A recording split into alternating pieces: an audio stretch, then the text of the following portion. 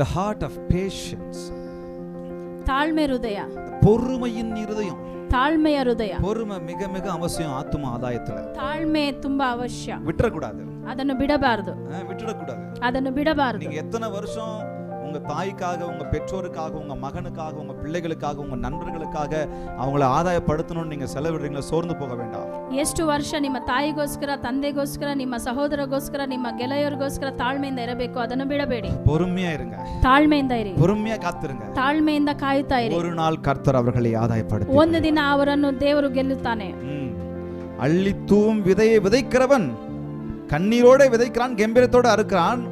வசனம் சொல்கிறது சங்கீதம் 126:6ல, அள்ளி தூவும் விதையை சுமந்து கொண்டு சுமக்கிறவன் அழுது கொண்டு போகிறான். ಕೀರ್ತನೆ 126:5ರಲ್ಲಿ ಹೇಳಲ್ಪಡುತ್ತೆ, ಕಣ್ಣೀರಿಂದ ಬಿತ್ತುವವನು ಉತ್ಸಾಹದಿಂದ ಕೊಯ್ಯುವವನು. அள்ளி தூவும் விதையை சுமக்கிறவன் அழுது கொண்டு போகிறான். ಅದನ್ನು ಹೊರತ್ಕೊಂಡು ಹೋಗುವವನು ಕಣ್ಣೀರಿನಿಂದ ಬಿತ್ತುವವನು. ஆனாலும் தான் அறுத்த அரிகளை சுமந்து கொண்டு கம்பீரத்தோடு திரும்பி வருவான். ಆದರೆ ಅದು ಕುಯ್ಯುವಾಗ ಆತನು ಗಂಭೀರದಿಂದ ಕೊಯ್ಯುತ್ತಾನೆ. ಸಮಯ ತಗೊಳ್ತಾನೆ. பிள்ளைகளை கொண்டு வரதுக்கு டைம் ஆகும். ನಮ್ಮ ಮಕ್ಕಳನ್ನು ಬರಮಾಡೋದಕ್ಕೆ ಸಮಯವಾಗುತ್ತದೆ. பொறுமையோடு காத்திருப்போம், ತಾಳ್ಮೆಯಿಂದ ಕಾಯಬೇಕು. நான் ஒரு சிலர்லாம் ஆதாயப்படுத்திಕೊಳ್ಳ எத்தனை வருஷம் காத்திருந்தேன் தெரியுமா? ಕೆಲವೊಬ್ಬರನ್ನು ನಾನು ದೇವರ ಬಳಿ ಕರೆತರಲು ಎಷ್ಟು ವರ್ಷ ನಾನು ಕಾಯ್ದಿದ್ದೆ ಗೊತ್ತಾ? நான் பழைய இடத்துல சர்ச்சில் நான் இருக்கும்போது, ಹಳೆಯ ಸ್ಥಳದಲ್ಲಿ ನಾನು ಇದ್ದಾಗ, குடும்பத்தை ಅದಲ್ಲ ஒரு நபரை ஆதாயப்படுத்துவதற்கு ಒಂದೇ ಒಂದು ಕುಟುಂಬವನ್ನು ನಾನು ಆದಾಯ ಮಾಡಲು கிட்டத்தட்ட 7 வருஷம் காத்திருந்தேன்.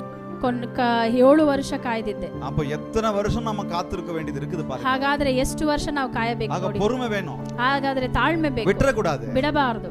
நம்பிக்கையை விட்டுடக்கூடாது, ನಂಬಿಕೆಯನ್ನು ಬಿಡಬಾರದು, பொறுமையை விட்டுடக்கூடாது, ತಾಳ್ಮೆಯನ್ನು ಬಿಡಬಾರದು. எவ்வளவு எப்படியும் நான் பொறுமையா காத்திருந்து நான் பெற்றுக்கொள்ளணும். ಹೇಗಾದರೂ ಯಾವ ರೀತಿಯಾದರೂ ತಾಳ್ಮೆಯಿಂದ ಕಾಯಬೇಕು. ஆமா, விதைக்கும் போது விதை எல்லாம் போய்டும், கையில இருக்கிறதெல்லாம் போய்டும், கை வெறுமையா ஆயிடும். ಬಿತ್ತುವಾಗ ಎಲ್ಲವೂ ಕೈಯಿಂದ ಹೋಗುತ್ತದೆ, ಕೈ அழுதுகிட்டு தான் வருவோம்.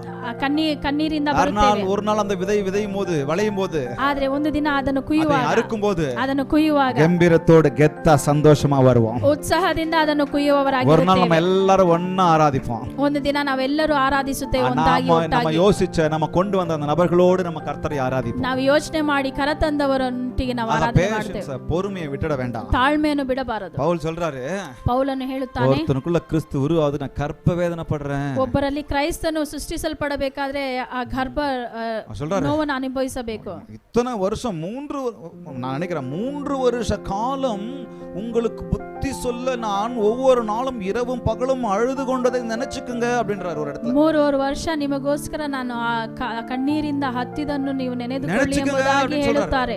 நினைச்சுக்குங்க, ನೆನೆಸಿಕೊಳ್ಳಿ ಅಂತ ಹೇಳುತ್ತಾರೆ. 3 வருஷம் இரவும் பகலும் நான் உங்களை கொண்டு வரதுக்கு உங்களுக்கு புத்தி சொல்லி நான் உங்களை கொண்டு வரதை நினைச்சுக்குங்க அப்படின்றார். 3 ವರ್ಷ ನಿಮಗೋಸ್ಕರ ಕಣ್ಣೀರಿಟ್ಟಿದ್ದನ್ನು ನೀವು ನೆನೆದುಕೊಳ್ಳಿ ಎಂಬುದಾಗಿ ಹೇಳುತ್ತಾರೆ. ஹalleluya, ஹalleluya. அடுத்தது இந்த